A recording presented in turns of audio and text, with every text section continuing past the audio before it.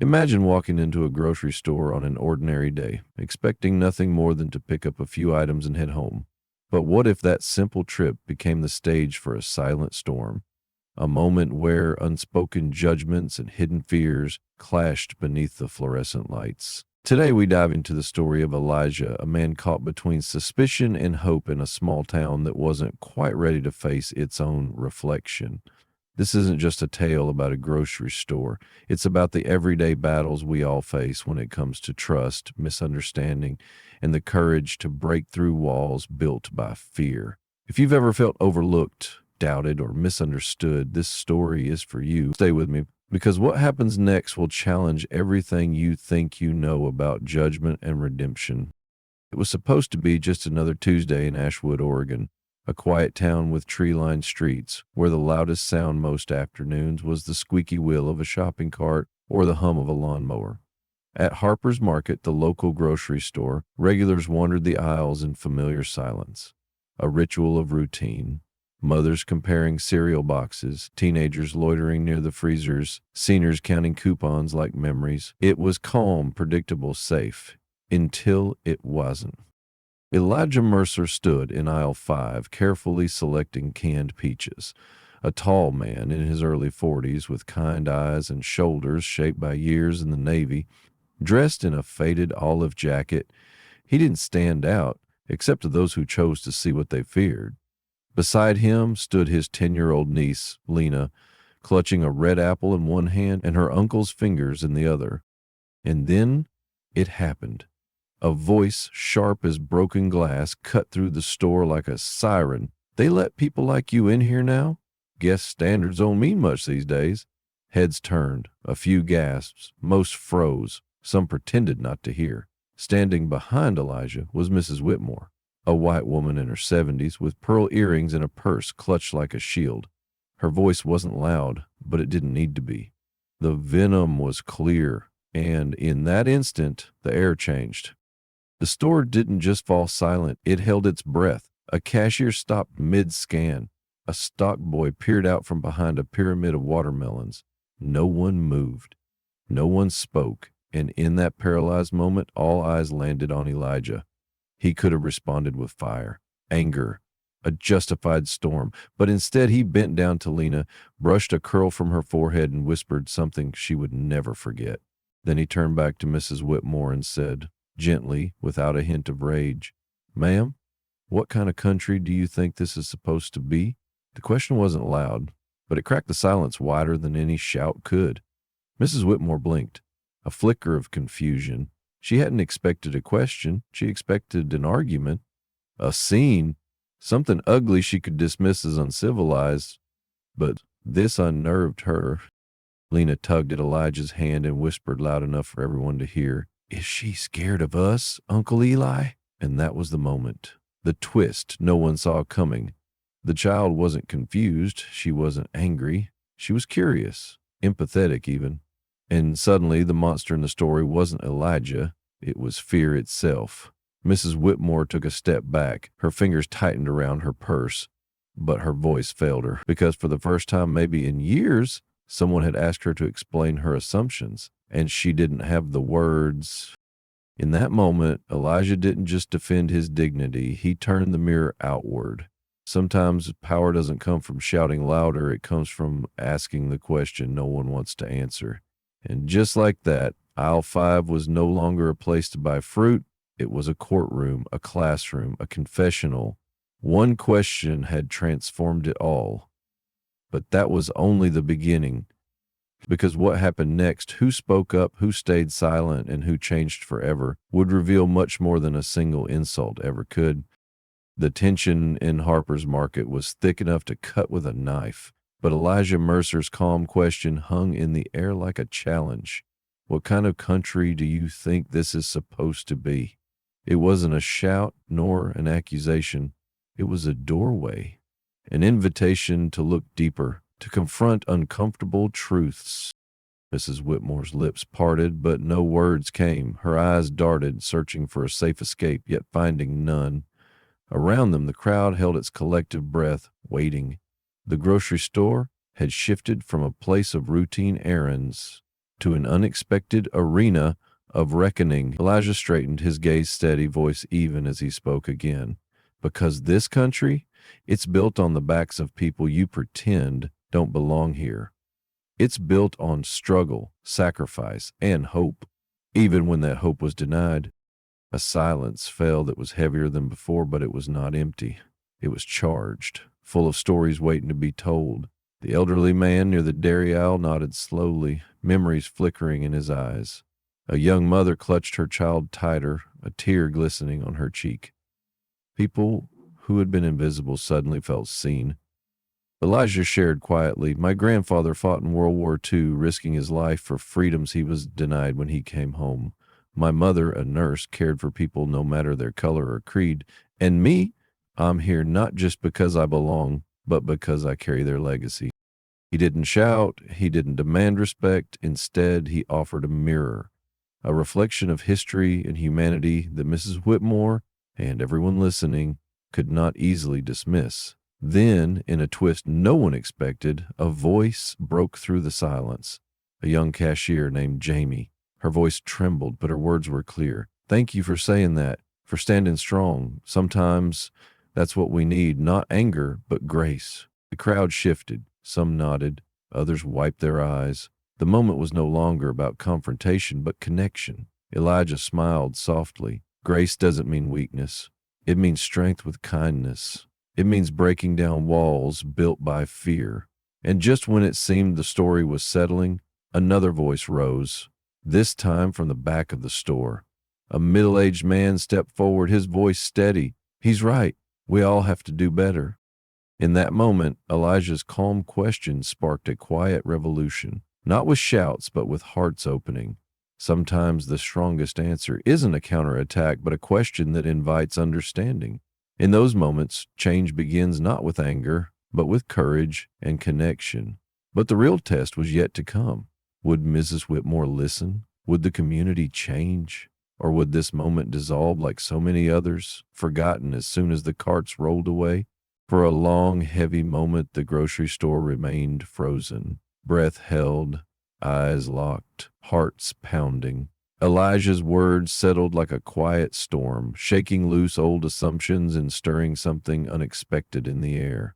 The silence was thick enough to hear the hum of the refrigerators and the distant beep of a scanner.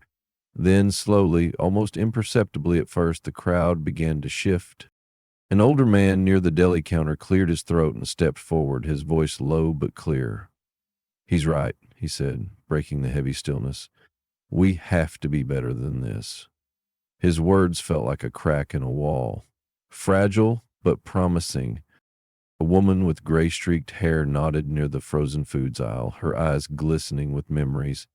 "My father fought in that same war," she whispered. "And he used to say the only color that mattered was the red on the flag." Her words carried the weight of history, the kind that can't be erased by ignorance. Murmurs spread like wildfire, small sparks of agreement, empathy, and reflection. A young cashier, no older than 20, called out from her station, "I've never seen anyone handle something like that so gracefully. Thank you." The crowd's mood began to shift from tension to connection. Mrs. Whitmore stood frozen, her cheeks flushed, eyes darting nervously as the room around her woke up. No allies came to her defense. Instead, the weight of Elijah's dignity settled over the room like a gentle but unbreakable force. In that moment, something remarkable happened. The bystanders became witnesses, and the witnesses began to see. They understood that this wasn't just about words thrown in anger. It was about respect, identity, and the courage it takes to stand up against hate without losing your humanity. The moment wasn't about winning or losing. It was about opening a door. Elijah's calm defiance invited everyone to step through, to face uncomfortable truths, and maybe to change. Change often begins in a quiet moment of awakening, when people realize that silence can no longer be an option. Courage isn't always loud. Sometimes it's the gentle breaking of walls built by years of fear and misunderstanding. As the crowd's energy shifted, the room was no longer the same place it had been when Mrs. Whitmore's words first shattered the peace. This was a turning point, not just for Elijah and the woman who had spoken, but for everyone who had witnessed the courage to confront hate with grace. The sun had long dipped below the horizon by the time Elijah sat down at his kitchen table.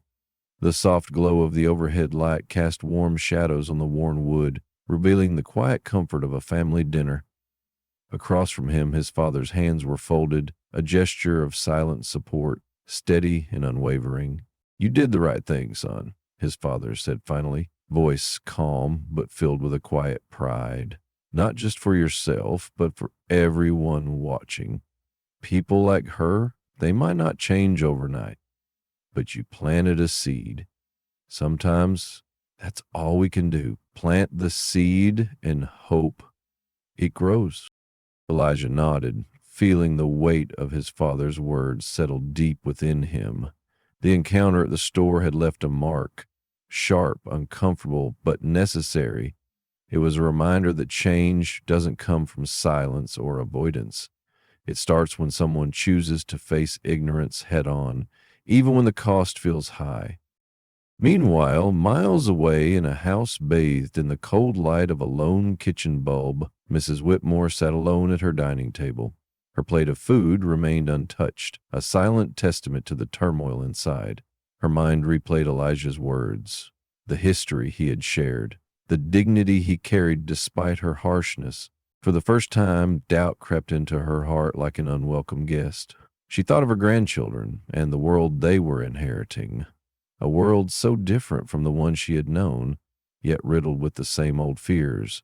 The sharp edges of her prejudice began to dull, softened by the weight of truth she couldn't easily dismiss. In that quiet space, two very different worlds sat across from their own reflections, one united by hope and resilience, the other grappling with the first cracks of change. Sometimes, the fiercest battles are fought not in public, but in the quiet moments after the storm.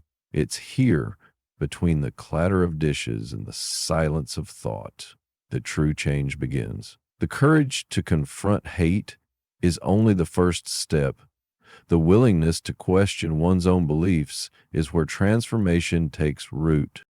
The story was far from over. The seeds Elijah had planted that afternoon were already beginning to stir beneath the surface, destined to grow in unexpected ways.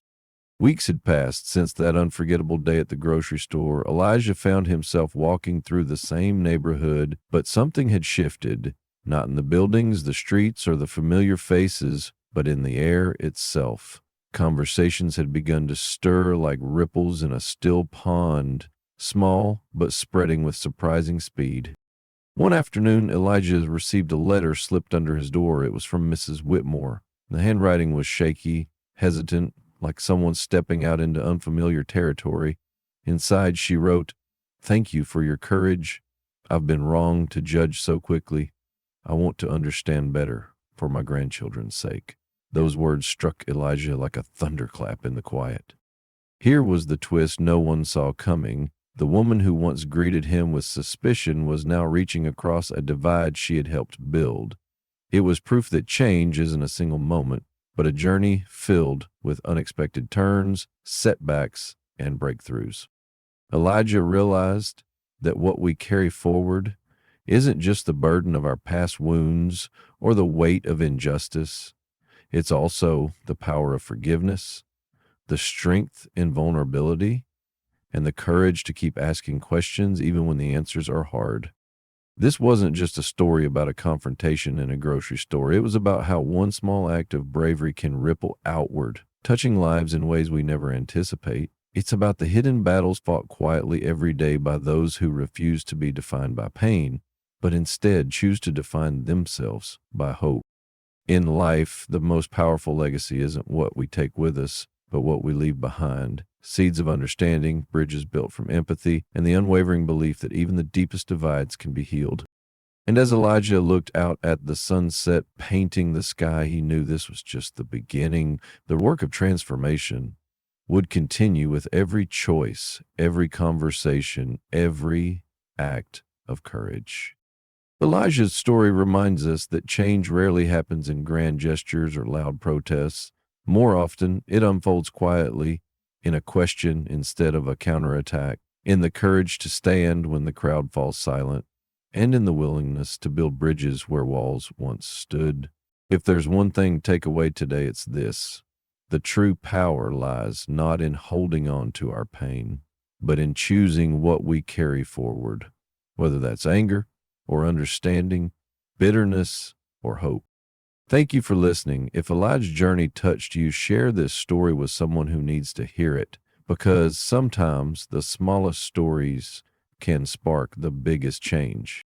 And remember, no matter how heavy your past, your future is still unwritten.